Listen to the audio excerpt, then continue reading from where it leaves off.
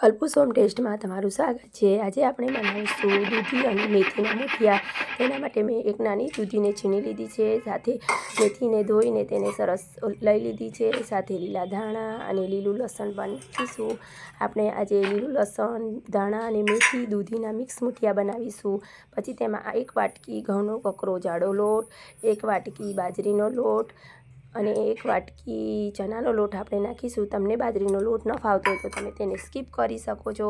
પછી આદુ મરચાં અને લસણની પેસ્ટ, મેં 5 થી 6 તીખા લીલા મરચાં, 8-10 લસણની કળીને પણ લઈ લીધી છે। 1 ચમચી મીઠું તમે તમારા સ્વાદ અકોર્ડિંગ નાખી શકો છો। અડધી ચમચી મરચું પાવડર, 1 પિંચ જેટલી હળદર, 1 પિંચ ગરમ મસાલો અને પછી તેમાં આપણે 2 થી 3 ચમચી ખાંડ નાખીશું। તમને ગળ્યું જેવું ફાવતું હોય તેવું તમે નાખી શકો છો। અડધા લીંબુનો રસ, મેં લીંબુ મારું મોટું હતું તેથી મેં અડધું નાખ્યું છે, તમારે નાનું હોય તો આખું નાખવાનું। પછી તેમાં થોડી એવી હિંગ નાખીશું। હિંગ નાખ્યા પછી આપણે અજમાને હાથથી ક્રશ કરીને નાખીશું, તેથી તેની ફ્લેવર સરસ એવી આવે। પછી આપણે તેમાં 1 પિંચ જેટલો ખાવાનો સોડા નાખીશું। ખાવાનો સોડા નાખ્યા પછી આપણે 4 થી 5 ચમચી જેવું મોણ માટે તેલ નાખીશું। તેલ નાખવાથી આપણા મુઠિયા ગળામાં આપણને અટકશે નહીં તેવા પોચા જેવા બનશે।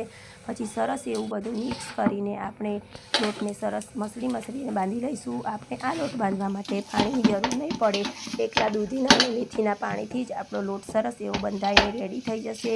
આપણો લોટ બંધાઈ જાય પછી ઉપરથી થોડું એવું તેલ લગાવીને થોડી વાર માટે તેને આપણે રહેવા દઈશું। આપણે એક બાજુ ઢોકળિયાને ગરમ કરવા મૂકી દીધું છે અને આપણો લોટ કમ્પ્લીટ રેડી થઈ ગયો છે। પછી આપણે હાથમાં થોડું એવું તેલ લગાવીને મુઠિયાને વાળી લઈશું। તમારે જેવા મુઠિયા વાળવા હોય તેવા તમે વાળી શકો છો। મેં મીડિયમ સાઇઝના નાના મુઠિયા 6 થી 7 નંગ બનાવ્યા છે। પછી આપણું ઢોકળિયું ગરમ થઈ જાય પછી તેમાં આપણે મુઠિયાને બાફવા માટે મૂકીશું।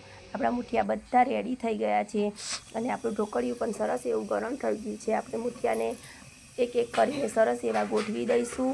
આ મુઠિયા ખાવામાં એકદમ સરસ અને ટેસ્ટી અને હેલ્ધી લાગે છે। આપણા મુઠિયા ગોઠવાઈ ગયા પછી કુકરનું ઢાંકણ બંધ કરીને આપણે તેને 15 થી 20 મિનિટ માટે સ્ટીમ થવા દઈશું। આપણા મુઠિયા રેડી થઈ ગયા છે તે આપણે ચક્કુની મદદથી જોઈ લઈશું।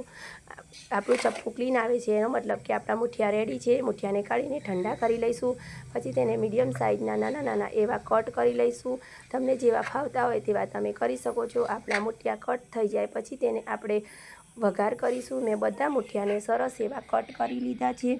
પછી આપણો એક કડાઈમાં 2 થી 3 ચમચા મોટા તેલ નાખીશું। આપણું તેલ ગરમ થાય પછી તેમાં આપણે 1 સૂકું મરચું નાખીશું।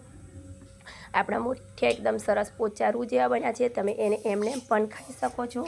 પછી તેમાં આપણે રાઈ નાખીશું। રાઈ નાખ્યા પછી આપણી રાઈ તતડે પછી તેમાં આપણે તલ અને મીઠા લીમડાનો વઘાર કરીશું। અને વઘાર કર્યા પણ એમને પણ તમે એને ખાઈ શકો છો।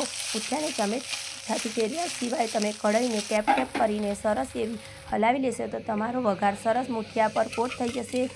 આપણા મુઠિયા ગરમા ગરમ રેડી છે, તેને આપણે સર્વ કરીશું। આ મુઠિયા તમે ચા સાથે અથવા એમને પણ ખાઈ શકો છો। તમને મારી આ રેસીપી ગમતી હોય તો મારી ચેનલને લાઈક કરો, સબસ્ક્રાઈબ કરો અને શેર કરો। તમારો ધન્યવાદ। જય માતાજી।